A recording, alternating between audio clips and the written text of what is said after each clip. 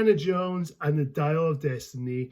This is a 2023 film directed by James Mangold. The plot of this movie, we do see Indiana Jones, played by Harrison Ford, who's on the race against time to retrieve a legendary dial that can change the course of history, accompanied by his goddaughter. He soon finds out he's squaring off against a former foe from the past who is a former Nazi. Now, Indiana Jones Dial of Destiny. What do I think of this film? Do I love it? Do I like it? Or do I think it's okay?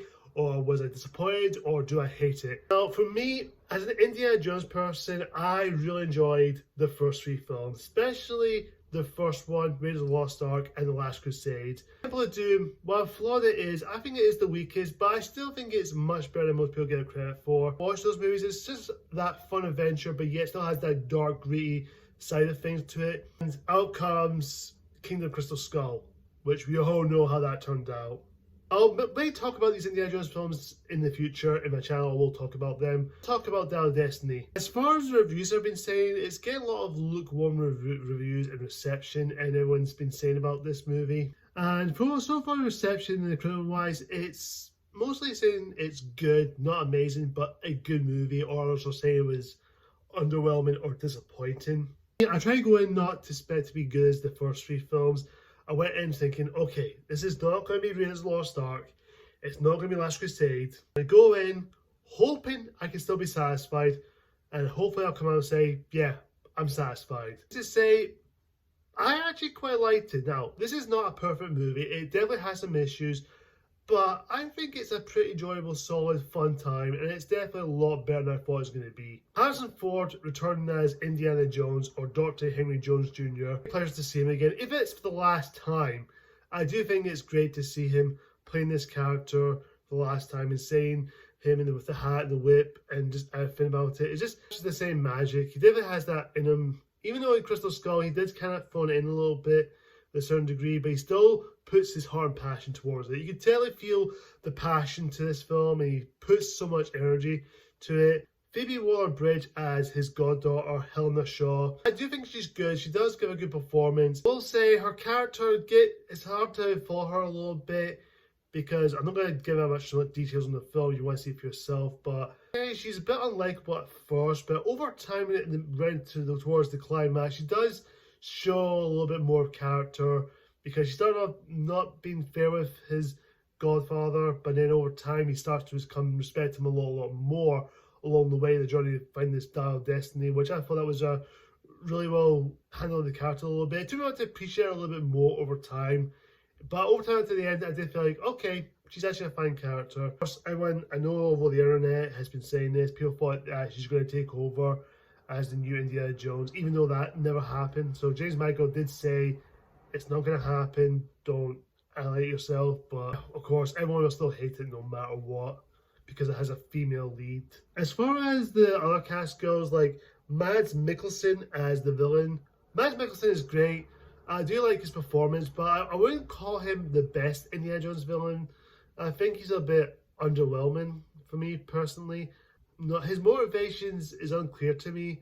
Even though he was trying to go back in time so he could kill off Hitler, and of course he can be the new head of Nazi and him taking over. That's just me personally.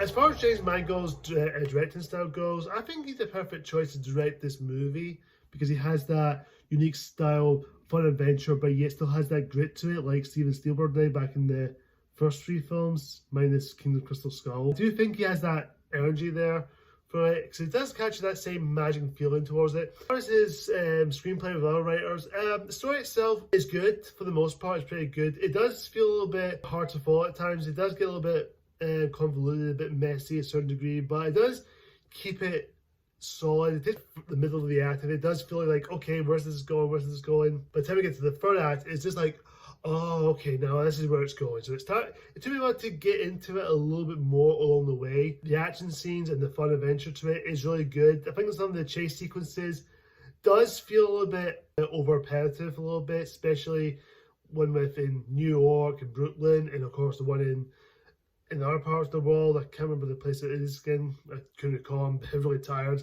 after all this. It's still good, but the chase sequences are a little bit overwhelming and a little bit overused and a little bit done for a little bit. But again, it's still fun to watch. I still enjoy it for what it is. I can play with how it goes. As far as the other cast go, all of them are good. And because you have Toby Jones as Basil Shaw, who is Indy's friend and also an archaeologist, and also Helena Shaw's father, who is friends with Indy, which I thought that was really cool and really liked. We've got Thomas Ketcherman as the Colonel.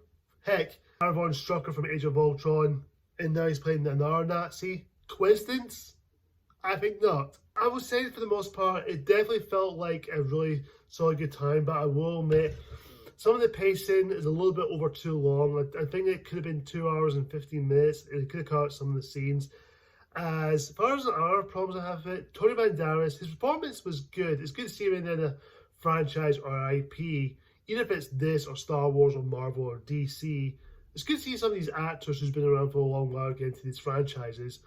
But he was a bit underused. He's just there to help Indy get to the next point of his journey or his adventure, which is a bit of a flaw for me a little bit. But again, it's good to see Tony Banderas Puss in Boots himself, but can't complain. Like I always said, I try not to go into negativity. I've seen a lot of negative things about Lucasfilm, people on the internet. I'm not saying any names, but I've seen people online, you know who I'm talking about, wink wink, if you know what I mean, criticizing Lucasfilm, how they handle things, especially with the Star Wars sequel trilogy. People hating on Kathleen Kennedy because her leadership goes, look, I don't hate Kathleen Kennedy. I don't hate her. I don't nothing against her personally. I just see her as just doing her job. And I know, look, maybe a new leadership in Lucasfilm needs to change. I think get rid of her. I don't want to say I hate her. She has done her job. I know she's trying her best to make the best quality films. I know her choices of films and everything was going on. I think we need to change up a little bit. I think Indiana Jones and the Dial of Destiny is definitely a flawed film. I do think it has its issues. I don't think it's that bad as many people are saying it is or claiming. I understand where the criticism is from. I can understand some people are disappointed by this. But I don't hate it. I think it's fine. I think it's an okay movie. Pretty solid and pretty enjoyable good time. So my rating is, it's a good time. I'm just going to say it's a good time. It was good.